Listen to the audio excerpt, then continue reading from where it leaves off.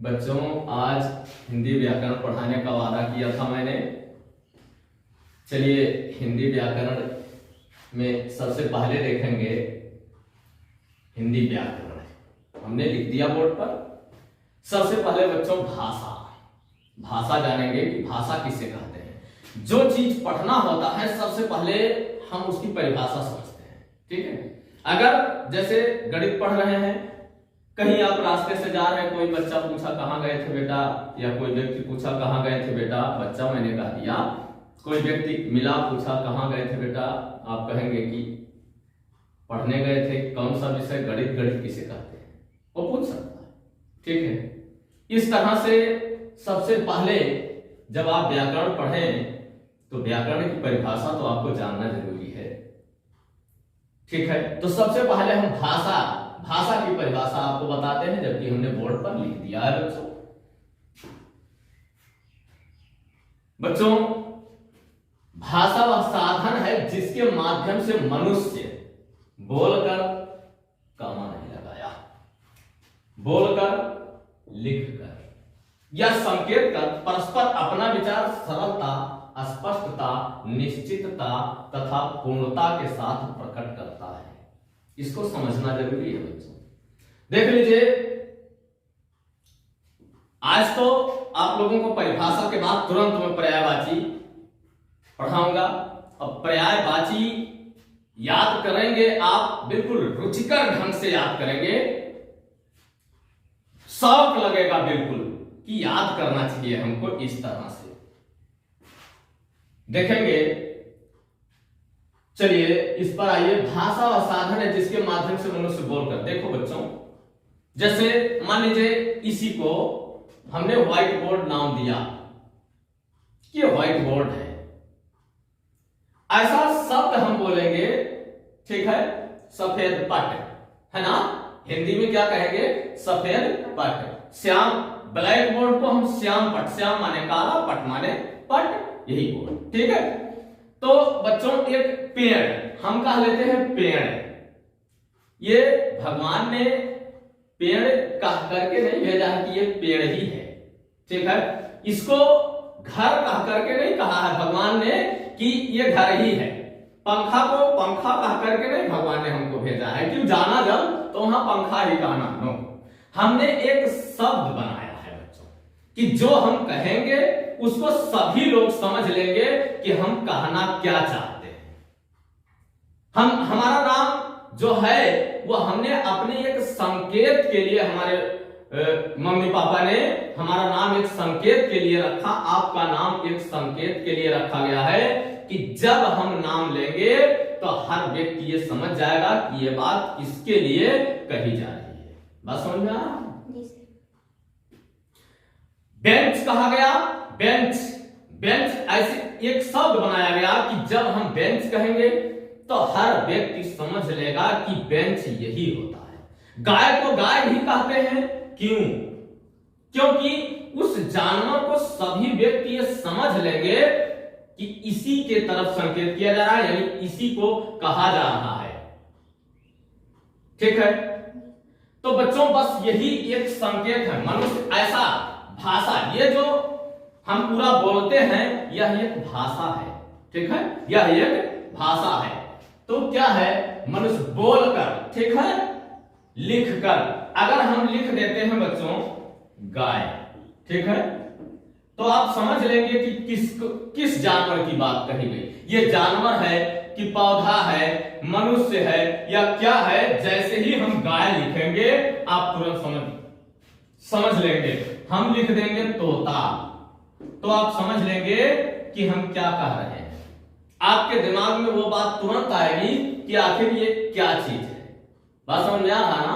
ये तोता हमने लिख दिया, पेड़ हमने लिख दिया, पेड़, ठीक है, हमने पेड़ लिख दिया। अब आप समझ ले रहे हैं कि क्या कह रहे हैं, ठीक है। मेरी बात आप समझ गए कि आखिर मैं क्या कहना चाहता हूं। कहूंगा मैं आम, आप समझ ले रहे हैं कि ये क्या कहा गया, ठीक है। ये क्या संकेत ही तो है ना। इसको हम एक संकेत के ही तो रूप में जानते हैं, है ना, कि कुछ और है। नहीं है ना, बस संकेत है। फिर क्या है, लिखकर हमने लिख दिया सो आप समझ गए कि हमने क्या लिखा है। ठीक है। अच्छा, ये जो शब्द हम टेढ़ा बेढ़ा ऐसा, ये कहीं से, ये भगवान ने नहीं कहा था कि ये पा है ना, हमने एक संकेत अपने लिए बनाया। हम हमारे देश के लोग अगर इस तरह हम लिख देंगे तो हमारे देश के लोग जानेंगे कि ये आखिर लिखा क्या है। इसको हमारे देश के लोग जब पढ़ेंगे तो समझ जाएंगे, या विदेश के भी लोग पढ़ेंगे। अगर वो हिंदी समझते हैं तो जैसे ही ये पेड़ शब्द कहीं आपको लिखा या किसी ने लिखा देखा तो वो समझ जाएगा कि आखिर ये बात किसके लिए है, ये शब्द किसके लिए है, किसकी तरफ संकेत कर रहा है ना। अगर गाय को वो समझता है, अब अगर अंग्रेजी में यही चीज काऊ लिख दिया गया तो पूरा विश्व समझ जाएगा कि ये किसकी तरफ संकेत है। ठीक है। अगर इसी को पैरट लिख दिया गया, पूरा विश्व समझ जाएगा कि ये किसकी तरफ संकेत है। बात समझ में आ रहा है? जो इंग्लिश पढ़ा है, इसको मैंगो अगर लिख दिया गया तो पूरा विश्व समझ जाएगा कि किसकी तरफ संकेत है। इसको अगर ट्री लिख दिया गया तो पूरा विश्व समझ लेगा कि ये किसकी तरफ संकेत है। ठीक है। अगर इसके लिए पी लिख दिया तो ये पता चल जाएगा कि किसके लिए संकेत है। बस ये एक संकेत ही है बच्चों, और यही एक सांकेतिक भाषा, शब्दों का समूह एक भाषा बन जाता है। ठीक है। बात समझ में आया ना बेटा? फिर यह संकेत कर, ठीक है, हम संकेत भी कर देते हैं कभी कभी, आए परस्पर अपना विचार सरलता माने आसानी से। ठीक है। जो भी हम कहते हैं सो आसानी से हम समझ सके, स्पष्टता और स्पष्ट रूप से, कि हमने दूसरे को नहीं कहा। अगर मान लीजिए आप यहां सभी लोग बैठे हैं, मैं कहूं किसी को तुम खड़े हो जाओ, ऐसे संकेत ना करूं तो कौन खड़ा होगा? या तो सभी लोग खड़े होंगे या तो कोई नहीं खड़ा होगा। मैं किसी की तरफ नजर ना ऐसे करके कह दूं तुम खड़े हो जाओ जी, कोई खड़ा होगा? आप तुरंत प्रश्न करेंगे सर जी किसको कहें? प्रश्न करेंगे ना कि सर किसको कहें? या तो मुझे संकेत करना पड़े कि तुम खड़े हो जाओ तो आप खड़े होंगे। नाम लेके कहूं कि बेटा तुम खड़े हो जाओ, तब तो खड़े होगा, जिसका नाम मैं लूंगा वो बच्चा खड़ा होगा। क्यों? सही है ना बेटा? तो स्पष्टता, निश्चितता, और निश्चित रूप से जो हम कहते हैं वो आप निश्चितता से समझ सकते हैं। ठीक है। तथा पूर्णता, पूर्णता यानी पूरा समझते के साथ प्रकट करता है। यही है भाषा की परिभाषा। ठीक है। इसके बाद आइए हम समझते हैं व्याकरण की परिभाषा। व्याकरण की परिभाषा, व्याकरण वह शास्त्र है, हाँ छोटा किताब नहीं है बेटा। व्याकरण शास्त्र कहेंगे बहुत बड़ी चीज होती है, सो शास्त्र से कम नहीं व्याकरण है बेटा। ठीक है। वह शास्त्र है जिसके नियमों के द्वारा शुद्ध बोलना। ठीक है। अगर सब देख लीजिए जो अब तक हम लोग बोलते आए हैं, मैं जाता हूं, मैं जाता हूं। ठीक है। ये तो ठीक लिखा है ना? और इस तरह अगर लिख दिया जाए तब आप क्या कहेंगे? मैं जाता हूं जाता मैं, खराब लग रहा है ना? तो बस यही है व्याकरण की परिभाषा। व्याकरण भाषा पर जिसके द्वारा नियमों के द्वारा शुद्ध बोलना। जो हम बोल रहे हैं बोल रहे हम जो कह दे तब क्या होगा?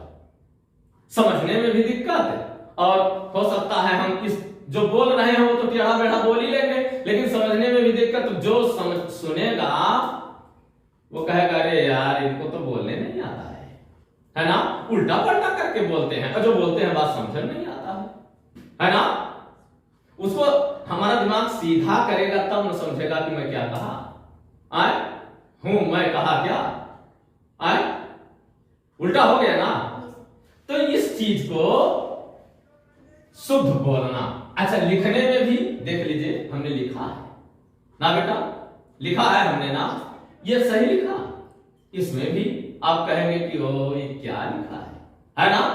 तो शुद्ध लिखना, फिर तथा पढ़ना, सीखते हैं। ठीक है, अब इसको अगर ठीक से लिखा है तो हम अपने भाषा में आराम से समझ लेते हैं, उल्टा पलटा लिखा रहेगा तो दिक्कत होगी। ठीक है, ये हो गया बेटा परिभाषा, भाषा की परिभाषा और व्याकरण की परिभाषा। वीडियो रोक के या स्क्रीनशॉट लेके नोट कर लेंगे इसको। आइए आज मैं आपको पर्यायवाची सिखाता हूं, थोड़ा सा पर्यायवाची देख लीजिए।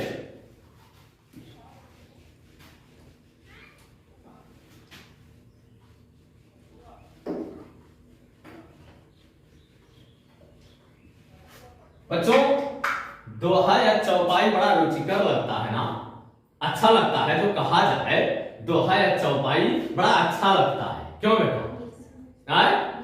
कोई दोहा कह दिया जाए, कोई चौपाई कह दिया जाए, बड़ा अच्छा लगता है। ठीक है, सुनने में भी और अगर याद करना हो तो आसानी से याद भी हो जाता है कि नहीं?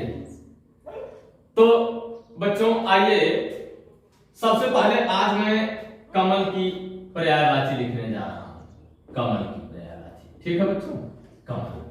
चलिए देख लेते हैं कैसे लिखता हूं। पुंडरीक पुष्कर कमल, पुंडरीक पुष्कर कमल और अब्ज जलज।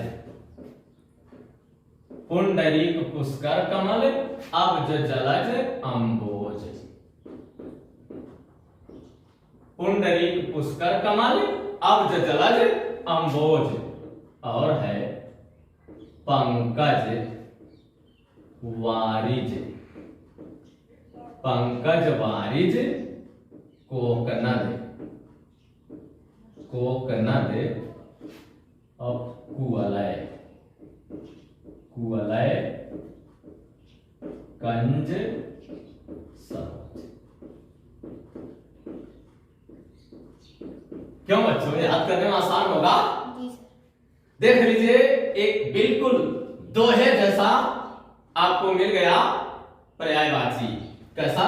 पुंडरीक पुष्कर कमल अब्ज जलज अम्बोज पंकज वारिज कोकनद कुवलय कंज सरोज। ठीक है, बिल्कुल दोहा जैसा पर्यायवाची, याद करने में भी रुचिकर लगेगा और अगर याद हो गया तो फिर भूलेगा भी नहीं। ठीक है, चलिए बच्चों